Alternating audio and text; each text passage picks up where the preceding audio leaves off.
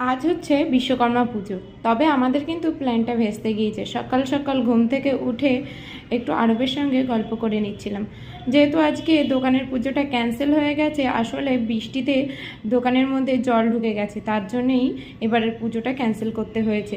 সকাল সকাল রান্নার আয়োজনও বসে গেছে, যেহেতু আমরা আজই আবার বাড়িতে চলে আসব সংক্রান্তি বলে। তাই আজকে দিদি নারকলের একটা চাটনি বানাবে, সেটাই তোমাদের সঙ্গে শেয়ার করব। প্রথমেই নারকলটাকে কেটে নিয়েছিলাম এবং তারপরে তেঁতুলটা ভিজিয়ে দিয়েছিলাম। চৌকো চৌকো করে নারকলটা কেটে নিতে হবে।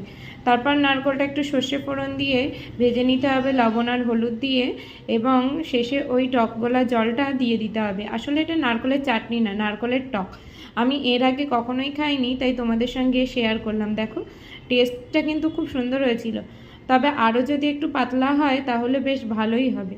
সারাদিনটা খাওয়া দাওয়াতেই বেশ জমেছিল। ইলিশ মাছ রান্না হয়েছিল আর কাঁকড়া ছিল, সেগুলো দিয়েই এবারে খাওয়া দাওয়া কমপ্লিট করেছিলাম।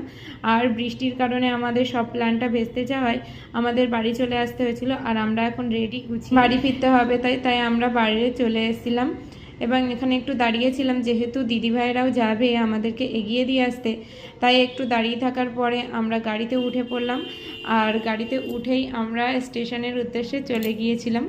তারপরে এখানে একটু মিয়া মোড়ে ঢুকেছিলাম একটু খাওয়ার দাওয়ার নিতে, পেস্ট্রি এবং কিছু স্ন্যাক্স আইটেম নিয়ে নিয়েছিলাম এবং অবশেষে ট্রেনে করে বাড়িতে চলে আসলাম। বিশ্বকর্মা পুজো তোমাদের কেমন কাটলো অবশ্যই জানিও।